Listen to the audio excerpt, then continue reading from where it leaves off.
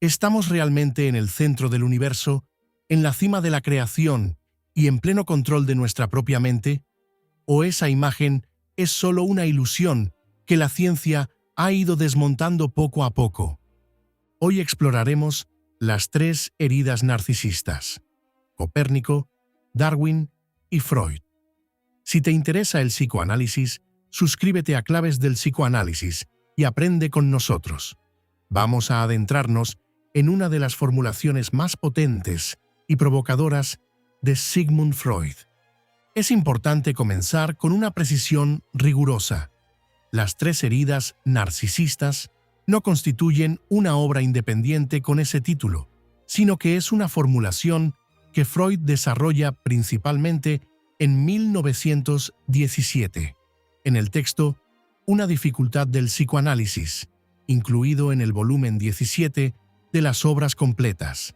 Allí, en el contexto de explicar por qué el psicoanálisis genera tanta resistencia, Freud propone que la humanidad ha sufrido tres grandes afrentas a su narcisismo.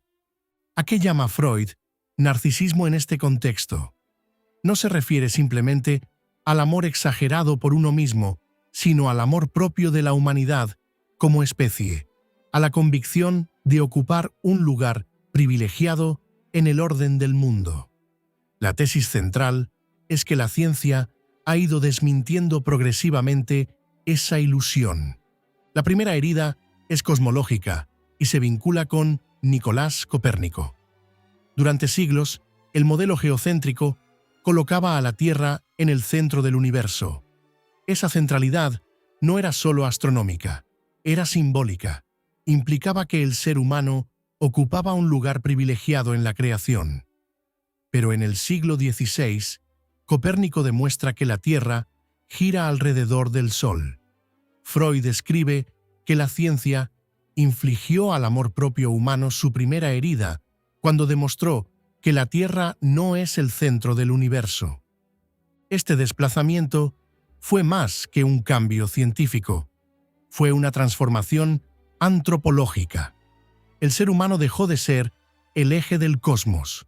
La reacción de resistencia frente a esta teoría muestra hasta qué punto afectaba al narcisismo colectivo.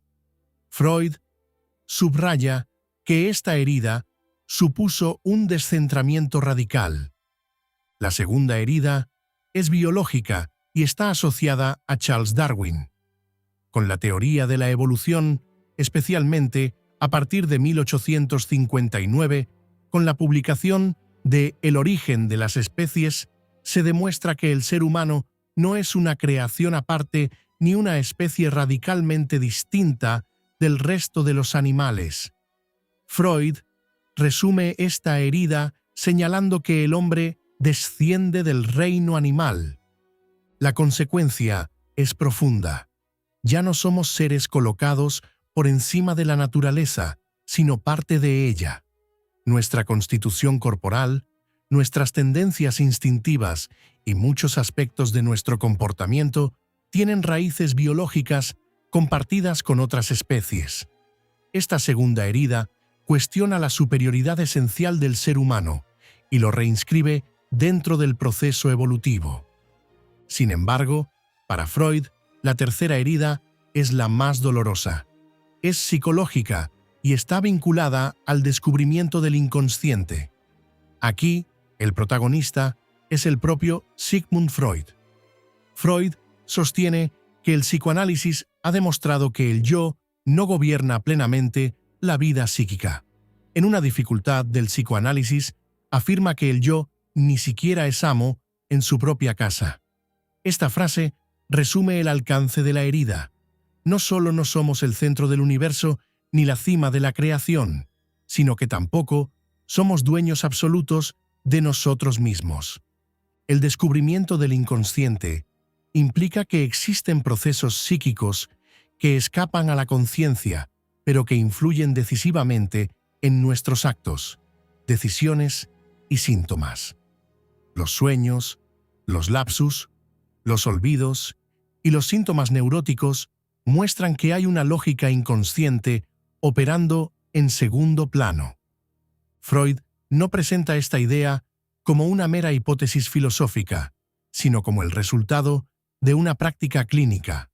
El método psicoanalítico, basado en la asociación libre y la interpretación, permite acceder a contenidos reprimidos que el yo desconoce.